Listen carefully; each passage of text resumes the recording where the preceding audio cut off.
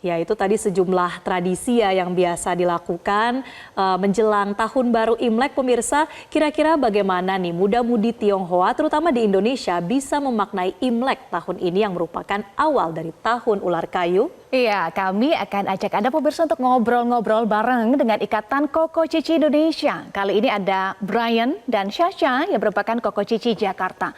Dan tentunya juga ada Ellen Theodora, Ketua Umum Ikatan Koko Cici Indonesia. Langsung aja, boleh diundang, ya, Marcel? Kita undang ya. Di sini ada Ko Brian dan Ci Syasha. Halo. Halo. Selamat datang. Selamat datang di Metro TV. Apa kabar? Kabar baik ya. Kita juga akan sapa nih ada Ci Ellen di sambungan Zoom. Halo Ci Ellen. Halo, selamat siang semuanya. Selamat siang. Ada Eva dan Marcel. Terima kasih Ci Ellen sudah bergabung melalui Zoom. Dan kalau di studio ada Ko Brian dan juga Sasa ya. Ci Sasa, ini kan mau Imlek. Ada tradisi khusus nggak? Ada dong. Ada ya? Iya. Apa tuh? Oke, kalau untuk Imlek sendiri dari kita, biasanya sebelum hari Imlek, di malam Imleknya sendiri kita ada makan-makan bersama keluarga. Nah, setelahnya itu di pagi Imlek sendiri kita biasa sembahyang untuk berdoa agar dilimpahkan kesejahteraan, kesehatan di tahun yang baru ini. Amin ya. Kalau Sasha gimana? Oke, untuk keluarga aku sendiri kita tuh ada makan-makan bareng sama kakek nenek, ada juga buat saudara. Dan untuk Koko Cici Jakarta sendiri kami akan ada performance Imlek nih. Seperti apa kok? Oke, untuk performance Imlek sendiri kami ada drama musikal, lalu juga ada parade kostum, ada juga tarian pedang, kuceng, dan juga masih banyak lainnya. Menarik ya, ada tradisi untuk diri sendiri dan juga ada tradisi di Ikatan Koko Cici. Betul. Nanti kita akan tanya lagi ya.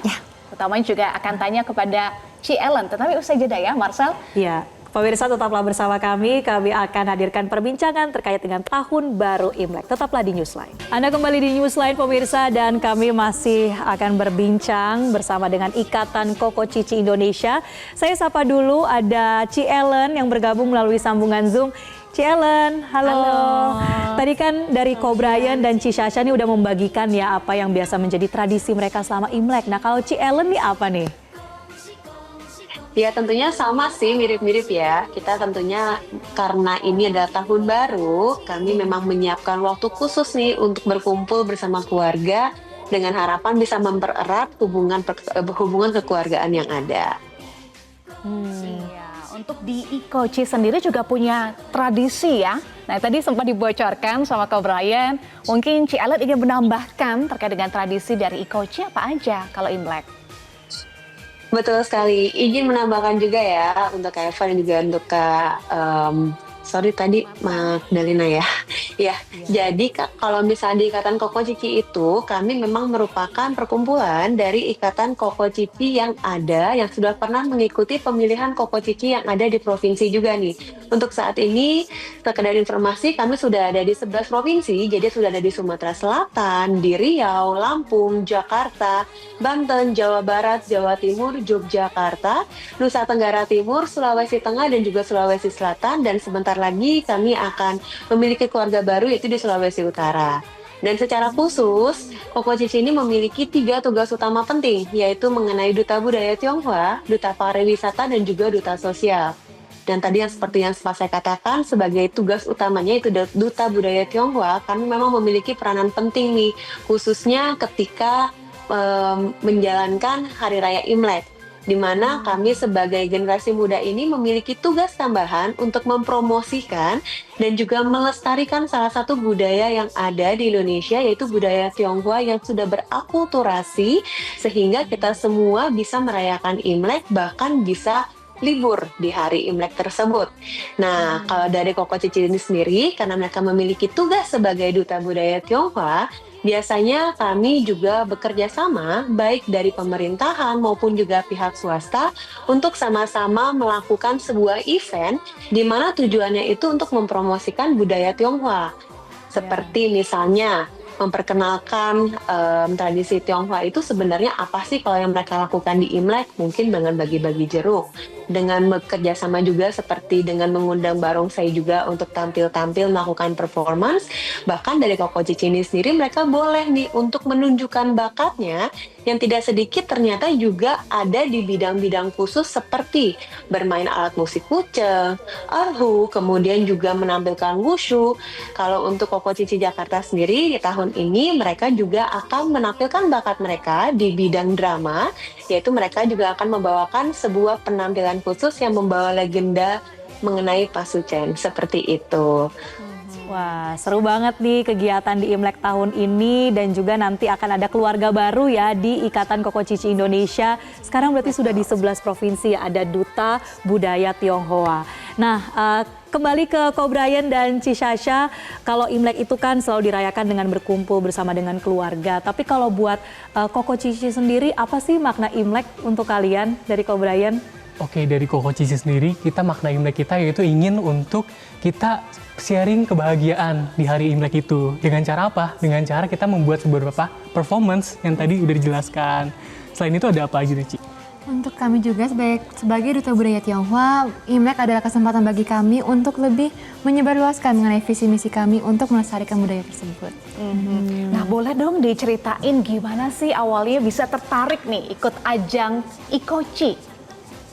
Oke, dari saya sendiri sebenarnya dari awal, karena Koko Cici Jakarta juga udah lumayan banyak mengadakan event-event dan juga familiar, saya juga ingin tertarik untuk bergabung. Karena beberapa kebudayaan juga saya ingin untuk melestarikan kebudayaan tersebut yang telah berakulturasi dengan kebudayaan Indonesia.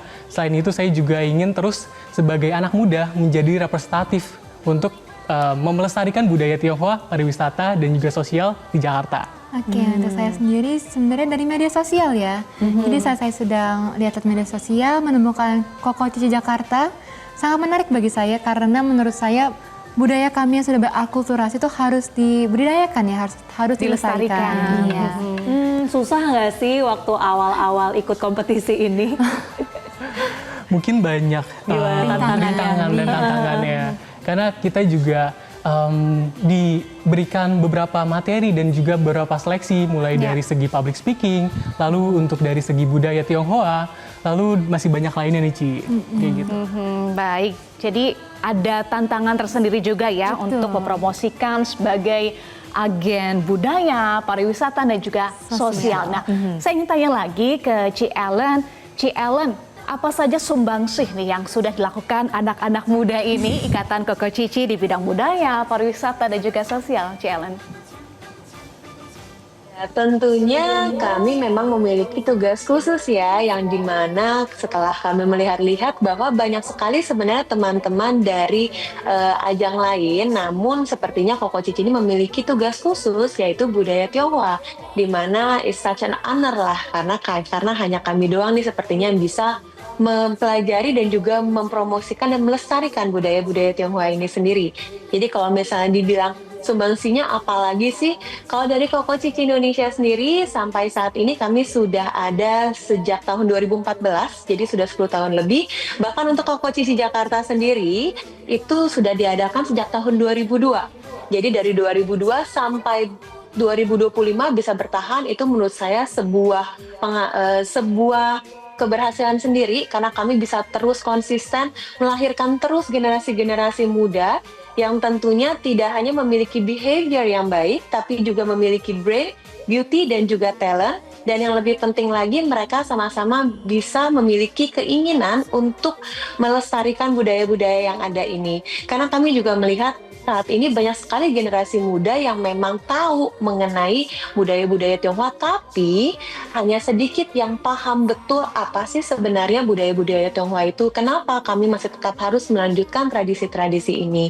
Dan di sinilah saya melihat bahwa generasi muda dari keluarga besar Koko Cici Indonesia ini kita bisa bersama-sama tetap melestarikan budaya-budaya itu, bahkan bisa tetap secara konsisten mengadakan pemilihan-pemilihan ini yang tentunya didukung juga oleh orang tua kami dari Paguyuban Sosial Marga Tionghoa Indonesia.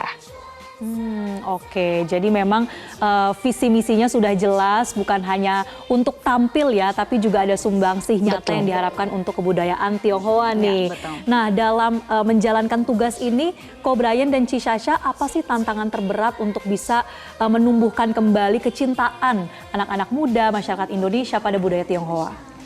Oke, menurut saya tantangan paling berat bagi kami adalah karena beberapa generasi muda ini semakin lama mungkin terpengaruh dengan globalisasi juga, mereka lebih menyukai budaya-budaya asing, sedangkan budaya mereka sendiri pun mulai terlupakan. Jadi kami berusaha keras kembali untuk mewujudkan dan melestarikan budaya-budaya Tionghoa yang sudah mulai terlupakan. Ya, betul sekali dengan Ci Sasha tadi.